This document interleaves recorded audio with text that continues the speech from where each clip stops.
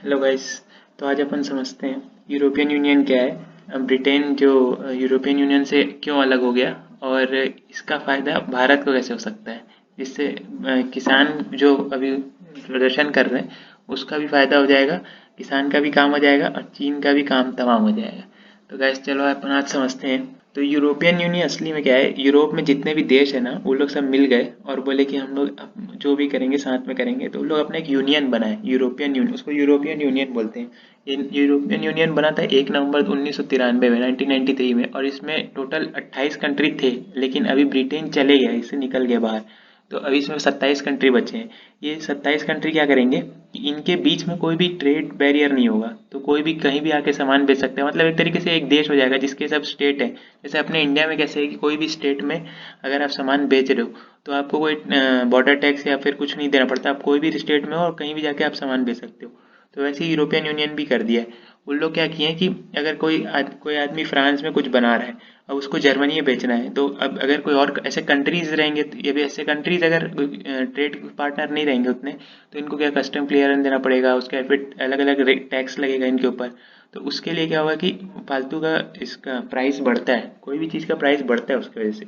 तो European union के अंदर ऐसा है कि कोई भी कहीं भी जाके कुछ भी बेच सकता है और free movement of goods and peoples है, मतलब आदमी और सामान कहीं भी कहीं से फ्री मूवमेंट हो सकता है, कोई ज़्यादा रिस्ट्रिक्शन नहीं है। और ये लोग क्या किए हैं अपना, ये कॉमन करेंसी रखे, यूरो। यूरो से क्या है कि आप हर जगह यूरो चलता है, जो भी देश यूरोपियन यूनियन के अंदर आते हैं सब जगह यूरो चलता है। जैसे वैसे यूनाइटेड यूनाइटेड किंगडम का अपना खुद का ग्रेट ब्रिटेन पाउंड है, जीबीपी, वो भी है, लेकिन यूरो हर देश में चलता है जो यूरोपियन यूनियन के अंदर आते हैं। तो ये आप साइड में देश देख सकते हो कि ये 28 देश हैं, इसमें अब यूनाइटेड किंगडम अब नहीं है। तो ये यूनाइटेड किंगडम अलग हो गया अभी, तो ये जैसे उसका तार कट गया अभी यूरोपियन यूनियन से। तो इसमें क्या है कि यूरोपियन यूनियन के अंदर है कि कोई भी कहीं भी किसी को भी सामान बेच सकता है और कोई टैक्स नहीं लगता, बहुत कम टैक्स लगता है। इससे क्या होता है, चीज़ का प्राइस भी कम हो जाता है। जैसे अब इंडिया में अगर कहीं बाहर से मंगाओगे सामान, साउथ कोरिया में कोई चीज़ बना है उसको इंडिया में लेके आओगे, तो जैसे इंडिया और साउथ कोरिया का फ्री ट्रेड एग्रीमेंट है, उससे क्या होगा, टैक्स कम लगेगा। और वही अगर इंडिया से जिसके साथ फ्री ट्रेड एग्रीमेंट नहीं, जैसे ऑस्ट्रेलिया से अभी हुआ नहीं इंडिया का फ्री ट्रेड एग्रीमेंट, तो अगर ऑस्ट्रेलिया से कुछ सामान इंपोर्ट करोगे तो उसमें कस्टम टैक्स लगता है और अलग अलग क्लियर करने में टाइम लगता है कोई भी गुड्स को। तो इसमें क्या होता था कि कहीं भी कोई भी आराम से सामान बेच पाता था और कोई ज़्यादा कस्टम वस्टम का कोई नाटक नहीं रहता था। तो अब क्या किया यूनाइटेड किंगडम इसमें इससे शुरू से जुड़ा हुआ था 93 से ही, लेकिन अब वो क्या ऑफिशियली अलग हो गया, मतलब 31 जनवरी को ऑफिशियली यूरोपियन यूनियन से यूके अलग हो गया है। अब यूके आप देख सकते हो, यूके यहाँ पे है, ये यहाँ पे ये तो पता ही होगा आपको कि यूके यहाँ यूरोप में ऊपर में आते ही आइलैंड है। इसमें 3 देश है, इंग्लैंड, वेल्स और स्कॉटलैंड, और ये आयरलैंड के ऊपर ये नॉर्दर्न आयरलैंड है। तो इसको टोटल मिला के यूनाइटेड किंगडम बोलते हैं। और यूनाइटेड किंगडम अब बाहर हो गया है, तो इसमें क्या होगा कि अब यूनाइटेड किंगडम बाहर हो गया तो उसको यूरोपियन यूनियन का पार्ट नहीं है, तो उसमें क्या प्रॉब्लम होगा अभी यूके को। यूके क्या प्रॉब्लम होगा कि उसको अब हर चीज़ में उसके सामान के ऊपर टैक्स बढ़ जाएगा, जो भी वो यूरोपियन यूनियन के कंट्री से खरीदेगा। मान लो फ्रांस से, मान लो कुछ खरीदता था, कोई भी सामान खरीदता था फ्रांस से, तो उसको वहाँ कस्टम क्लियरेंस होगा। फ्रांस में अगर उस यूनाइटेड किंगडम का किसी आदमी को फ्रांस जाना है, ब्रिटिश को फ्रांस जाना है, तो उसको पासपोर्ट वासपोर्ट का बहुत झमेला होगा, उसको क्लियरेंस लेना पड़ेगा, हर चीज़ का टाइम लगेगा। और जबकि यूरोपियन यूनियन में रहता था तो कोई प्रॉब्लम नहीं होता था, सीधा कहीं भी चले जाओ और कोई कहीं भी जाके रह सकता था, कहीं भी मतलब काम कर सकता था, अपना बिजनेस कर सकता था। तो इसका इसका फ़ायदा उठा के कई लोग क्या किए थे कि यूनाइटेड किंगडम चले गए थे। तो यूनाइटेड किंगडम में क्या हुआ था कि 93 में जब से यूरोपियन यूनियन बढ़ा था ना, तो जितने जो नॉन बॉर्न ब्रिटिश हैं, जो मतलब ब्रिटेन के अंदर मतलब यूनाइटेड किंगडम में पैदा नहीं हुए, वो लोग सिटीजन नहीं है, तो वो लोग क्या होते थे, लेकिन वो लोग की संख्या बढ़ने लग गई, वो लोग बाहर बाहर से आके यूनाइटेड किंगडम में रहने लग गए। उसकी वजह से वहाँ के लोगों को प्रॉब्लम हो गया। इसलिए क्या था, 2016 में एक रेफरेंडम कराए थे, वहाँ का सरकार जो था वो एक रेफरेंडम कराया था। उस रेफरेंडम मतलब होता है कि जनमत संग्रह, मतलब जैसे वहाँ के लोगों से पूछ लिया कि आप क्या चाहते हैं कि हमारा देश यूरोपियन यूनियन में रहे या ना रहे। तो वहाँ के लोग 52% लोग बोल दिए थे कि हमको यूरोपियन यूनियन छोड़ देना चाहिए, और 48% बोले थे कि रहना चाहिए। तो उस हिसाब से इंग्लैंड बोला कि ठीक है, हम लोग यूरोपियन यूनियन से बाहर जा रहे हैं क्योंकि हमारी जनता चाहती है कि हम बाहर जाएं। और इससे क्या हुआ कि अब कोई भी यूनाइटेड किंगडम में आएगा तो उसको अगर रहना है या बिजनेस करना है तो उसको परमिशन लेना पड़ेगा। उससे क्या होगा, उनका पॉपुलेशन कंट्रोल रहेगा थोड़ा, बाहर से जो ज़्यादा लोग आके रहने लग गए थे, उससे क्या हो गया था कि वहाँ के लोगों के लिए रिसोर्सेज की कमी हो गई थी। तो ये इसलिए ब्रिटेन यूरोपियन यूनियन से एग्जिट हो गया, इसी को ब्रेग्जिट बोलते हैं।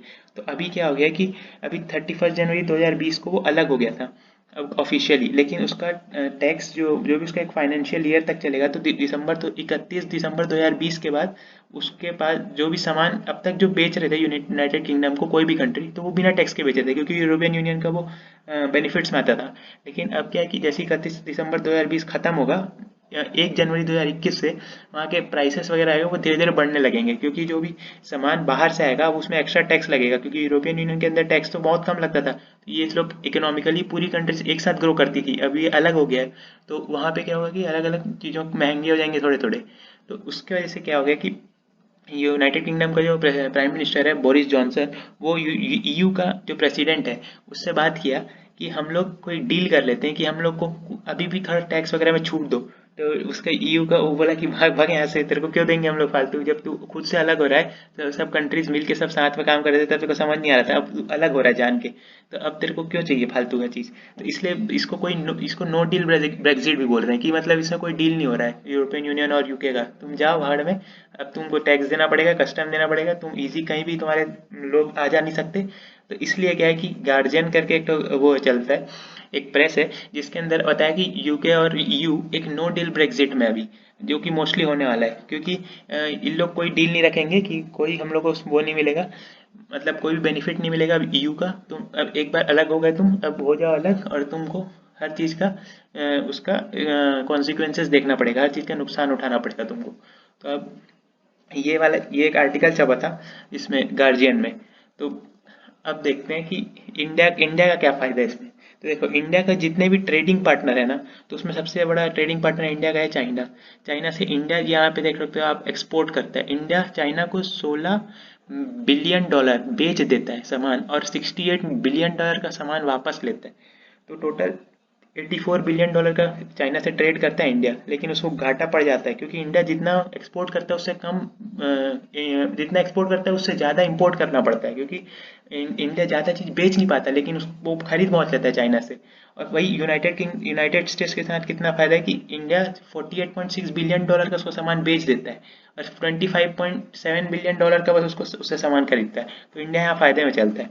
वैसे क्या यूनाइटेड किंगडम का, ऐसा है कि इंडिया यूके से 8.83 मतलब लगभग 9 बिलियन डॉलर का सामान बेचता है, और उससे इंपोर्ट बहुत कम करता है, क्योंकि यूनाइटेड किंगडम क्या छोटा सा एक कंट्री है, तो उसमें क्या है एग्रीकल्चर वगैरह का थोड़ा प्रॉब्लम है, वहाँ वहाँ तो हमेशा ठंडी रहती है।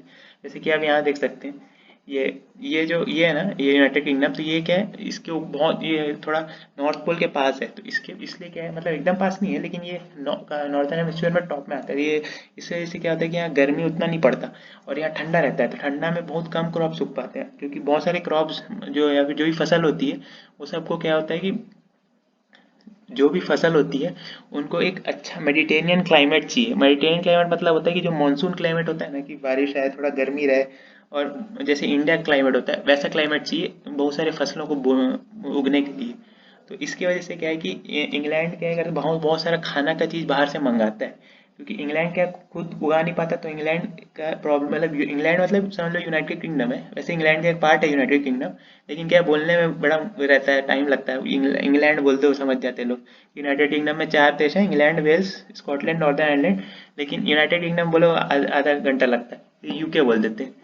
तो अब देखो, यूके का एक प्रॉब्लम क्या है कि यूके के पास जितने लोग हैं, अब उसमें उन लोगों का खाली 55% लोगों का वो कर सकता है, पेट भर सकता है, मतलब जितना भी वो खाना मंगाता है उसमें 55% लोग जो का ही पेट भर सकता है, उससे ज़्यादा का पेट नहीं भर सकता, क्योंकि उसके यहाँ उतना प्रोड्यूस ही नहीं होता।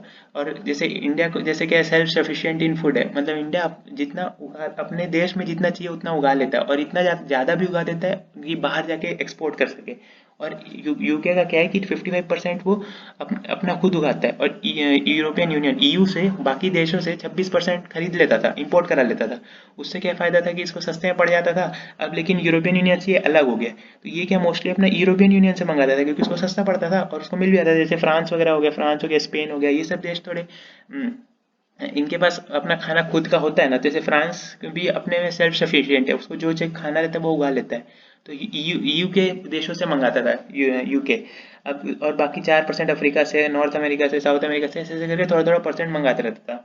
तो एशिया से देखो खाली 4% मंगाता था, और ईयू से मंगाता था 26%, क्योंकि पास में ही था, ट्रैवलिंग का कोई वो नहीं लगता था चार्ज वगैरह, और ईजिली उसको सस्ते दाम में मिल जाता है। लेकिन अब यूरोपियन यूनियन से अलग हो गया है वो। तब उसको क्या होगा कि यूरोपियन यूनियन से जो भी कंट्रीज से जो भी सामान मंगाएगा उसको टैक्स लगेगा, उसका खाना महंगा हो जाएगा। मान लो अगर कोई, जैसे मान लो कोई ब्रेड वगैरह खा रहा है वहाँ, अब 20 रुपए का ब्रेड आ रहा है, तो वो 20 रुपए का, उसको पहले 20 रुपए का मिलता था मान लो पहले ब्रेड, लेकिन अब क्या होगा कि उसमें टैक्स वगैरह लग जाएगा, 21, 22, 23 रुपए का भी हो सकता है वो। तो उसको क्या करना है कि जैसे वो मान लो चावल मंगा रहा है, अब क्या यूके में चावल तो उगता नहीं है ना, ठंडा इतना है कि वहाँ चावल नहीं उग पाता है, पूरा बर्फ ही बर्फ गिरता है काफ़ी उधर। तो इसलिए क्या होता है कि वो बाहर से चावल मंगाता है। तो चावल अगर मान लो वो उसको वहाँ पे 50 रुपए किलो मिलता है, या 30 रुपए किलो मिलता है चावल यहाँ पे। मान लो चावल यूनाइटेड किंगडम में 30 रुपए किलो मिलता था जब ईयू का सदस्य था वो, मतलब यूरोपियन यूनियन का सदस्य था। अब वो हट गया है, तो अब उसमें टैक्स लगेगा, उसको और महंगा मिलेगा। और एशिया एशिया ऐसा जगह है जहाँ बहुत एग्रीकल्चर बहुत ज़्यादा चलता है। मोस्टली एशियन देशों में एग्रीकल्चर होता ही है, और सारे मतलब अपने खुद से उगा ही लेते हैं। हाँ, अब इंडिया यहाँ क्या बोल सकता है कि एक काम करो, तुमको यूरोपियन यूनियन से महंगा पड़ेगा, तुम एक काम करो हमसे ले लो, हमारे हम तो एक्सपोर्ट करते ही हैं। अभी क्या है, हम तो तुमसे थोड़ा कम ही एक्सपोर्ट करते हैं, जैसे 8.8 बिलियन डॉलर का, इसमें मोस्टली बड़ी हैवी मशीनरीज, इलेक्ट्रिकल इक्विपमेंट्स, ये सब ज़्यादा एक्सपोर्ट होता है। एग्रीकल्चर चीज़ कम यूज़ हो, फूड वगैरह कम एक्सपोर्ट करता है इंडिया यूनाइटेड किंगडम को। तो यहाँ पे क्या बोलेगा इंडिया कि आप मेरे से ले लो, हमारे पास हम लोग अपने लोगों को खिलाने से ज़्यादा उगा देते हैं, तो एक काम करो आप हम लोग से लेके जाओ, और हम लोग को कम में बेचना। अब इसमें क्या है कि यूके में चलता है पाउंड। अब 1 पाउंड मतलब इंडिया का लगभग 90-95 से ज़्यादा होता है। एक मतलब 1 पाउंड का मतलब 90-95 रुपीज़ होता है इंडिया के हिसाब से। तो इंडिया क्या करेगा, फार्मर से खरीदेगा एमएसपी में, है ना, और उसके बाद फिर उन लोग को महंगा में बेच देगा। लेकिन उन लोग के लिए महंगा पड़ेगा ही नहीं, क्योंकि उन लोग का पाउंड इंडिया के रुपीस के मुकाबले ज़्यादा हाई है। तो उनको क्या होगा कि उनको भी उनके हिसाब से सस्ता लगेगा, और हम लोग को भी अपने हिसाब से फायदा हो जाएगा। अमित शाह ने बोला था कि हम लोग एमएसपी में सारा क्रॉप्स नहीं लग सकते, गवर्नमेंट सारा क्रॉप जितना भी उगाते हैं देश में वो एमएसपी में नहीं ले सकते। ये भारतीय किसान यूनियन का जो चीफ थे वो बोले थे, गुरनाम सिंह चडूनी जी, क्योंकि ये अभी बीच बीच में बातचीत होता रहता था ना, ये गवर्नमेंट और इनका बातचीत होता रहता था ना, तो उसमें बीच में अभी बहुत सारी बातचीत हुई थी, काफ़ी मीटिंग्स हुई थी। अभी भी किसान वैसे प्रदर्शन कर ही रहे, लेकिन बातचीत वगैरह हो ही रहे हैं लोग का लगातार। तो इसमें अमित शाह बोले थे कि गवर्नमेंट पूरा सारा क्रॉप्स को एमएसपी में नहीं खरीद सकती, बहुत महंगा हो जाएगा। जैसे यहाँ पे लिखा हुआ है कि 23 क्रॉप को अगर एमएसपी पे खरीदेंगे तो 17 लाख करोड़ रुपए हो जाएगा। ऐसे ऐसे इनका कहना है कि ये जब मीटिंग में गए थे तो इनको ऐसा ऐसा बताया गया था।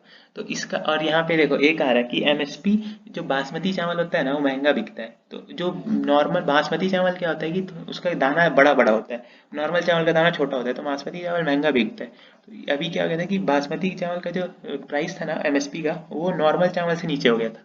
मतलब जो असली और जो ब्रिटेन वाले हैं वो लोग बासमती बहुत खाते हैं, मतलब वहाँ मोस्टली ऐसा वाला राइस ज़्यादा यूज़ होता है, और नॉर्मल चावल कम यूज़ करते हैं उन लोग। ऐसे करके बहुत सारे फूड प्रोडक्ट्स हैं जो उन लोग इधर ब्रिटेन दूसरे दूसरे देशों से मंगाता है, अपने खुद नहीं उगा पाता। तो इंडिया को यही करना चाहिए कि सारा क्रॉप्स ले लो, थोड़े जैसे सारा क्रॉप्स एमएसपी में ले लो, और उसके बाद क्या करो कि इनको बेचो इंग्लैंड को। अब इंग्लैंड का पॉपुलेशन है अच्छा खासा, 45% लोगों को वो खाना खिला नहीं पाता, 55% लोग के पास खाना बस उगा पाता है इंग्लैंड, है ना, अपने पास। तो उन लोगों का क्या करो कि वहां जाके एक्सपोर्ट करो, वहां महंगा बेचो। तो गवर्नमेंट को शुरू में तो घाटा होगा कि पहले एक बार में 17 लाख करोड़ का खरीद लेंगे, लेकिन अगर उसको उन लोग से ज़्यादा बेच दिए तब गवर्नमेंट को फायदा हो जाएगा। इससे क्या होगा कि एक तरीके का हल्का सा डिपेंडेंसी होगा यूके का, मतलब ऐसा नहीं कि अगर इंडिया नहीं देगा तो कहीं से नहीं खरीद पाएगा, लेकिन क्या होगा उससे खरीदते रहेगा तो उसको पता रहेगा कि यहाँ ये लोग हमेशा हम लोग को खाना भेजते हैं, और ये लोग मतलब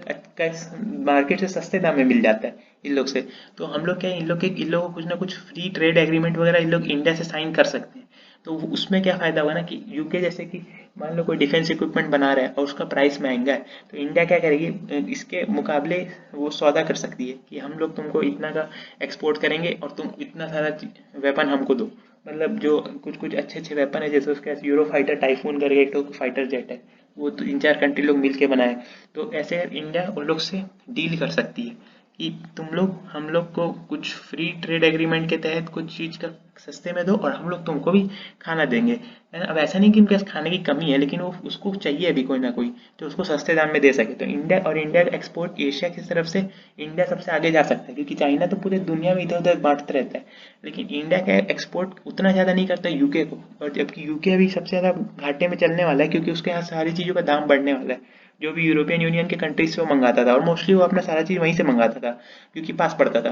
और अब उसका दाम बढ़ने वाला है, तो उससे इंडिया को फायदा, इसको इंडिया को फायदा लेना चाहिए कि कुछ भी हो जाए, अब हम लोग उन लोग के साथ एक एग्रीमेंट करेंगे जिसमें हम लोग तुमको कुछ ना कुछ सामान बेचते हैं। हाँ, तो इंडिया ये कह सकता है कि हम लोग ऐसा एग्रीमेंट कर लेते हैं कि हम लोग अपना जो एक्सपोर्ट और इंपोर्ट का हमारा ट्रेड है ना, उसका हम लोग क्वालिटी वगैरह बढ़ाएं, ज़्यादा से ज़्यादा हम लोग एक दूसरे के साथ ट्रेड करें।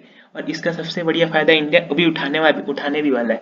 इंडिया क्या किया है कि बुला लिया है ये बोरिस जॉनसन को, ये दिख रहे हैं आपको, ये थोड़े ये एक बार और मिले हैं, पहले भी मिल चुके हैं, लेकिन इनको बुला लिया 26 जनवरी रिपब्लिक डे में एज अ चीफ गेस्ट। तो उससे क्या होगा कि ब्रिटेन भी खुश हो जाएगा कि चलो कोई हमारा साथ है। और एक तरीके की ये दुनिया की ये G7 देशों में ये भी आता है, इंग्लैंड G7 वो बड़े बड़े 7 देश हैं। पहले G8 था, रशिया हट गया है, उसके अब G7 में। G7 वो देशों को बोलते हैं जो इनकी इकोनॉमी बहुत अच्छी है। तो जो जो देश की अगर इकोनॉमी अच्छी है और उनके साथ तुम अगर उनके मेन ट्रेड पार्टनर बन जाओ, तो उसके बाद फिर तुम्हारा चाह के भी कोई बॉयकॉट नहीं कर सकता। जैसे अभी देखो चाइना यूएस ट्रेड राइवलरी जो अभी चल रहा है, इसमें देखो जो जो भी ऑरेंज कलर का है ना, ये सारे देश सबसे ज़्यादा सामान इंपोर्ट करते हैं चाइना से।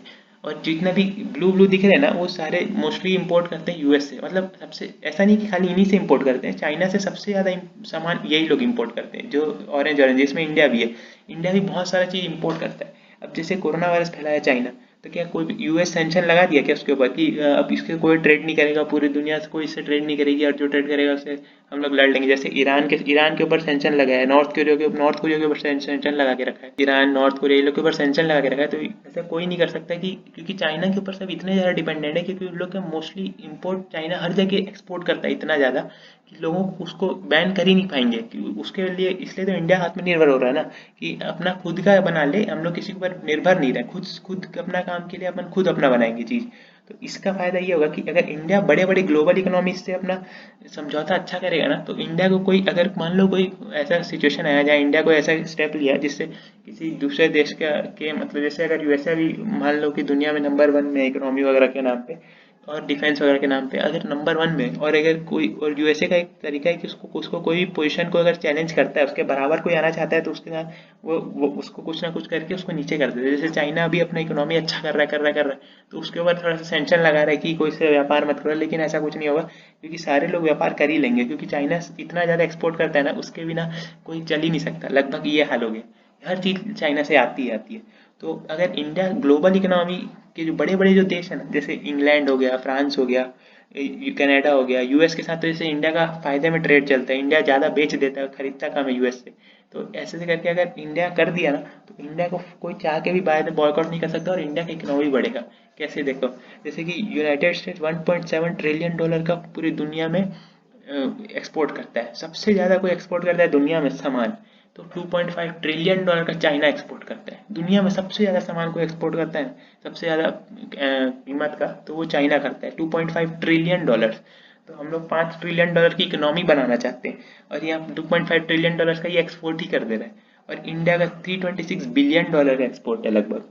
तो हम लोग से ज़्यादा एक्सपोर्ट जापान कर देता है, $738 बिलियन। वो छोड़ो ना, $336 बिलियन का ताइवान एक्सपोर्ट कर देता है। ताइवान इतना छोटा सा देश है चाइना के पास, उस हम लोग से ज़्यादा एक्सपोर्ट कर देते हैं। तो कैसे, तो ये लोग का क्या डिपेंडेंसी है चाइना के ऊपर, चाइना को कोई ज़्यादा कुछ बोल नहीं सकता। अगर चाइना सप्लाई बंद कर देगा तो अपने पास, क्योंकि चाइना का सामान सस्ता होता है और चाइना से सब लेते हैं, और चाइना अगर अपना सप्लाई बंद कर देगा तो उनको प्रॉब्लम हो जाएगा, हर चीज़ का रेट महंगा हो जाएगा। इसलिए धीरे धीरे इंडिया आत्मनिर्भर बन रहा है, एक ही बार में बॉयकॉट नहीं कर पा रहा है ना, एक ही बार में बॉयकॉट नहीं कर सकता कोई, क्योंकि धीरे धीरे आत्मनिर्भर होकर अपना सामान बनाने लगो, अपना सामान सस्ता करो, उसके बाद सबको बेचो।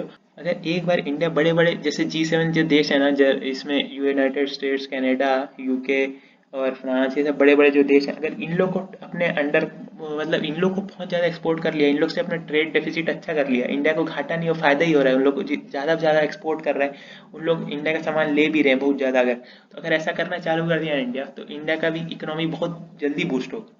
और अभी देखो इसका इसका सबसे ज़्यादा फायदा अभी ये ले सकते हैं, अभी 26 जनवरी को ये आने वाले as a chief guest republic day में, ये अपने यूके के प्राइम मिनिस्टर।